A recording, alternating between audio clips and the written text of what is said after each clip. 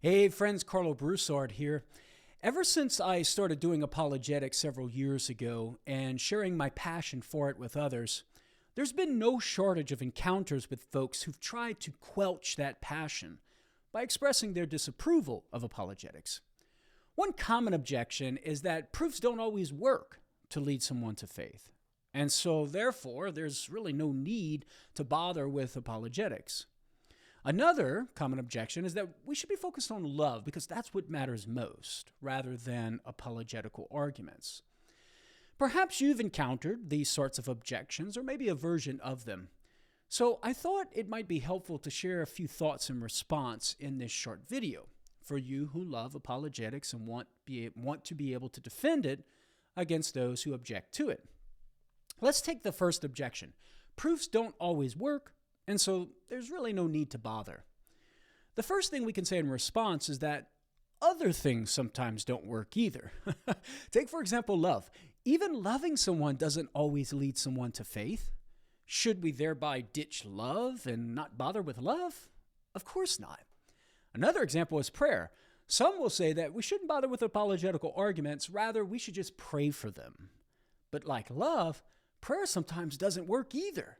For whatever reason in God's providential plan, ought we to just give up on prayer and not bother with praying for those people? Of course not. We can summarize this line of reasoning as follows. Premise one, if we give up on apologetics because sometimes it doesn't work, well then we'd have to give up on prayer and love. Premise two, but surely we shouldn't be giving up on prayer and love, and so therefore we shouldn't give up on apologetics. A second response is that apologetical arguments sometimes do work. I can speak from my own experience as an apologist at Catholic Answers. Many have expressed to me that the arguments I've presented for the Catholic faith throughout my career played a major role in their conversion to Catholicism. I can also speak on behalf of my colleagues at Catholic Answers, who themselves converted to Catholicism in large part due to apologetical arguments. And they too have people who have converted to Catholicism because of apologetical arguments that they've presented. Since apologetical arguments sometimes do work, well then we should use them.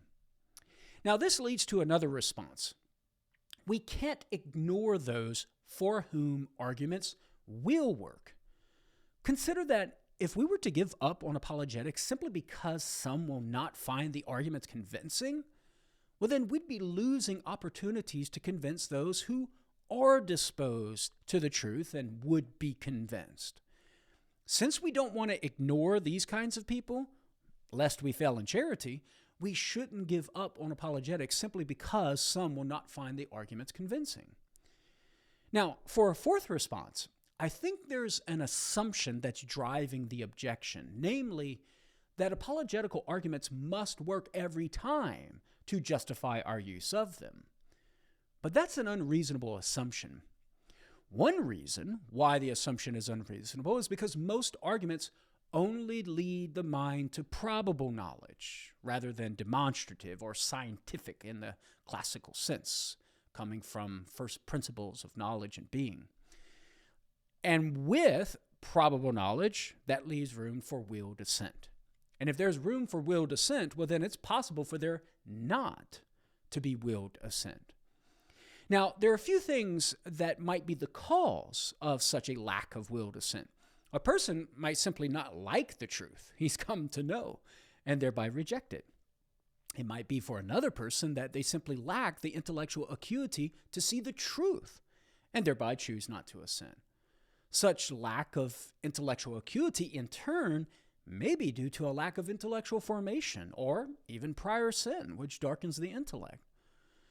The cause of the argument not being effective for conversion may be also due to the one giving the argument. Perhaps the one making the argument isn't clear in the argumentation for each of the premises in the argument, even though the premises may have been objectively true. All these potential causes for why an argument might be ineffectual provides reasons why the assumption in this objection is false. We shouldn't expect every argument to be effective, actually speaking, for the person to whom we're giving the argument, for whom we're giving the argument. And for this reason, we shouldn't be persuaded by this objection. My fifth response is related to the previous response. What's not seen intellectually now may be seen later. Coming to knowledge of the truth is a journey.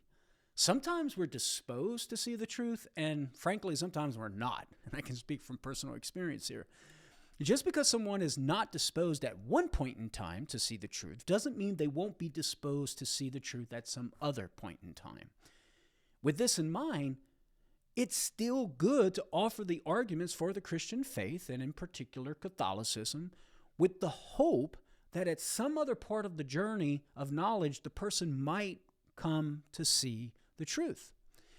Finally, apologetical arguments still have value even though they might not actually convince someone. So, for example, they can fortify the faith of the believer who thinks through the argument.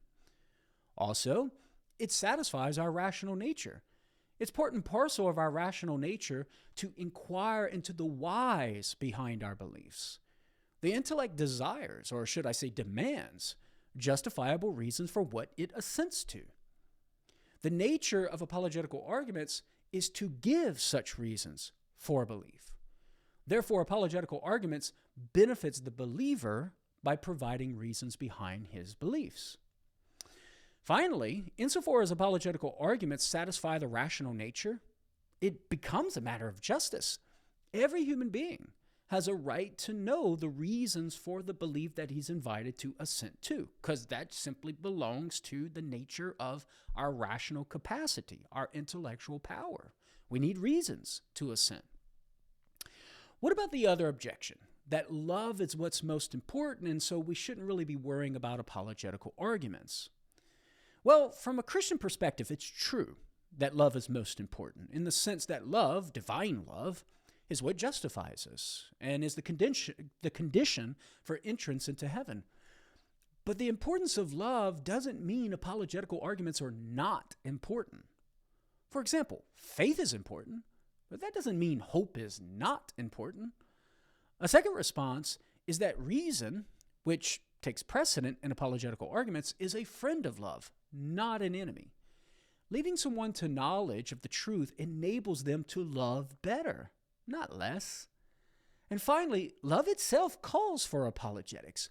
Whenever we love something, we defend it where there's a threat that it might get attacked or taken away. Well, we love Jesus and the truth that he has revealed to us, both of which are attacked and threatened to be taken away from believers. Therefore, we should defend Jesus and the truth that he's revealed to us, which is the essence of apologetics. So love itself motivates us to engage in apologetics. So to the question of whether we should ditch apologetics on account of proofs not working and love being more important, the answer is no. For more apologetical content, be sure to check out my website, carlobroussard.com, and if you haven't already done so, be sure to subscribe to my channel and invite others to do the same. Peace.